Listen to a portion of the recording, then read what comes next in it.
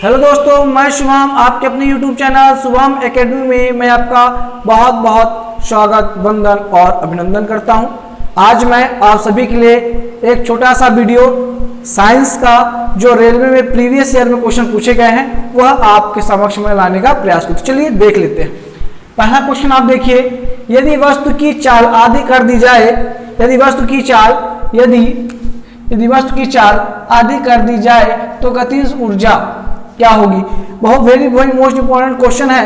पूछा ये रहा है, यदि वस्तु की चाल को आप आधी कर देते हो, क्या कर देते हो, यदि वस्तु की चाल को आप आधी कर देते हो तो उसकी गतिज ऊर्जा में क्या परिवर्तन होगा या उसकी गतिज ऊर्जा क्या हो जाएगी, ठीक ना। यदि वस्तु की चाल को आधी कर दी जाए तो उसकी गतिज ऊर्जा क्या हो जाएगी, 1/4 हो जाएगी। क्या हो जाएगी, 1/4 हो जाएगी। क्या हो जाएगी, 1/4 हो जाएगी। वेरी मोस्ट इंपॉर्टेंट क्वेश्चन है। फिर देख लीजिए, यदि वस्तु की चाल को आधी कर दी जाए तो गतिज ऊर्जा क्या हो जाएगी। अगर वस्तु की चाल को आप आधी कर देते हो तो उसकी गतिज ऊर्जा क्या हो जाएगी, 1/2 मतलब 1/4 रह जाएगी। बहुत मोस्ट इंपॉर्टेंट क्वेश्चन था। सेकंड नंबर क्वेश्चन देख लीजिए आप।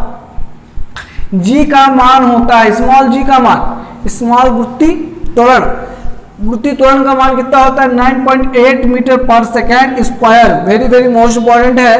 कई परीक्षाओं में पूछा गया है कि गुरुत्वी त्वरण का मान क्या होता है और ये आपसे बनने चाहिए। ये जो साइंस के में क्वेश्चन है ये आपके बहुत इंपॉर्टेंट है, ठीक ना। और ये कई बार पूछे जा चुके हैं, वही क्वेश्चन को मैं आपके सामने लाया हूँ। देखिए, जो स्मॉल जी का मान क्या है, 9.8 मीटर पर सेकेंड स्क्वायर। क्या है, 9.8 मीटर पर सेकेंड स्क्वायर है। और ये आपके लिए वेरी मोस्ट इंपॉर्टेंट है, इसको आप जरूर ध्यान दीजिए, ठीक है। फिर स्मॉल जी का मान विषुवत रेखा पर, किस पर भी पूछा गया है, विषुवत रेखा पर होता है। अच्छा, पूछा जा सकता है कि गुरुत्वी त्वरण स्मॉल जी का मान विषुवत रेखा पर क्या होता है, ध्रुवों पे क्या होता है। आप देखिए कई पेपरों में आप देखे होंगे तो इस प्रकार के क्वेश्चन कई बार पूछे जा चुके हैं। तो अगर आप इन क्वेश्चनों को बार बार अध्ययन नहीं करेंगे तो आगामी क्वेश्चन पेपर जो आने वाले हैं अगर उसमें आते हैं तो आप नहीं कर पाएंगे। तो आप सभी से मेरा निवेदन यही है कि आप इन क्वेश्चनों को जरूर देखें, आपके लिए बहुत इंपॉर्टेंट हो सकता है। तो क्या है, देखिए, स्मॉल जी का मान विषुवत रेखा पर क्या होता है, न्यूनतम होता है। क्या होता है, न्यूनतम होता है। स्मॉल जी का विषुवत रेखा पर मान क्या होता है, न्यूनतम होता है। फिर देखिए, स्मॉल जी का मान ध्रुवों पर होता है। ध्रुवों पर क्या है, ध्रुवों पर क्या होता है, ध्रुव क्या होता है आपके, और यहाँ और यहाँ क्या होता है, देखिए इसका महत्तम होता है। फिर पृथ्वी की सतह से ऊपर या नीचे जाने पर जी का मान क्या होता है, घटता है। देखिए, पृथ्वी के आप ऊपर जाएंगे या पृथ्वी के नीचे जाएंगे तो गुरुत्वी त्वरण जी के मान में क्या होगा, परिवर्तन होगा और वो क्या है, घटेगा। क्या होगा, पृथ्वी की सतह से ऊपर या नीचे जाने पर स्मॉल जी का मान क्या होता है, घटता है। फिर देखिए, पृथ्वी की सतह क्या है, पृथ्वी की घूर्णन गति, कौन सी गति, पृथ्वी की घूर्णन गति बढ़ने पर जी के मान में क्या परिवर्तन होते हैं। फिर से देख लीजिए, पृथ्वी की घूर्णन गति बढ़ने पर स्मॉल जी का मान क्या होता है, कम हो जाता है। क्या होता है, पृथ्वी की घूर्णन गति बढ़ाने पर स्मॉल जी का मान क्या होता है, कम हो जाता है। फिर देखिए, पृथ्वी के केंद्र पर जी का मान होता है। बहुत वेरी इंपॉर्टेंट क्वेश्चन।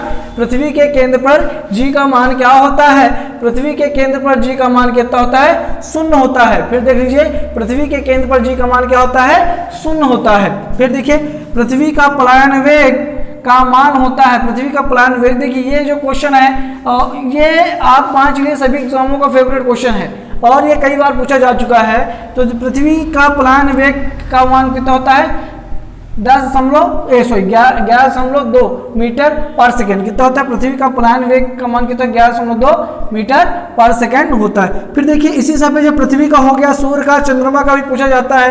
तो सूर्य का पलायन वेग क्या होता है, सूर्य का पलायन वेग कितना होता है, 42 किलोमीटर पर सेकेंड होता है। सूर्य का जो पलायन वेग होता है वो 42 किलोमीटर पर सेकेंड होता है। चंद्रमा के लिए पलायन वेग का मान होता है, चंद्रमा के लिए पलायन वेग का मान होता है 2.37 मीटर पर सेकेंड। चंद्रमा के लिए पलायन वेग का मान होता है 2.37 किलोमीटर पर सेकेंड। चंद्रमा के लिए पलायन वेग का मान होता है 2.37 किलोमीटर पर सेकेंड। फिर देखिए, लास्ट क्वेश्चन क्या करता है, पृथ्वी की सतह के ऊपर जाने पर वायुमंडलीय दाब क्या होता है? देखिए बहुत बेसिक क्वेश्चन है। पृथ्वी की सतह से ऊपर जाने पर वायुमंडलीय दाब क्या होता है? कम हो जाता है। आप पृथ्वी से जैसे ऊपर जाएंगे तो देखिए वायुमंडल कम होने के कारण ऑक्सीजन की कमी हो जाती है और आप सर्वाइव नहीं कर पाते। फिर जो पहाड़ियों में चलते हैं उसके नाक से खून भी निकलने लगता है। बहुत सारी इस तरह की प्रोसेस होती हैं। तो पृथ्वी की सतह के ऊपर जाने पर वायुमंडलीय दाब क्या होता है? कम हो जाता है। आई होप जो ये मैंने 10 क्वेश्चन की सीरीज आपके सामने साझा की आपको पसंद आई होगी, अच्छी लगी होगी।